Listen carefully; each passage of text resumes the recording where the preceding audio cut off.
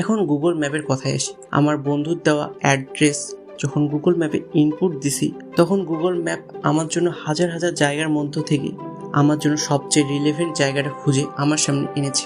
Search ইঞ্জিনও ঠিক একইভাবে কাজ করে।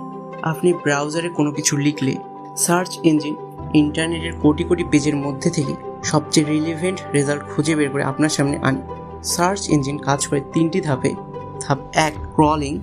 সার্চ ইঞ্জিনের রোবট, যাকে স্পাইডার বা ক্রলার বলে, সারাক্ষণ ইন্টারনেটে ঘুরে বেড়ায়, নতুন পেজ খুঁজে বের করে একটা পেজ থেকে আরেকটা পেজে লিঙ্ক ধরে যায়, ঠিক যেমন মাকড়সা জাল বনে। ধাপ 2, ইন্ডেক্সিং। সেই পেজগুলো একটা বিশাল ডাটাবেজে সাজিয়ে রাখে। এটা অনেকটা লাইব্রেরির ইন্ডেক্সের মতো, কোন বই কোথায় আছে সব লেখা আছে। ধাপ 3, র্যাঙ্কিং।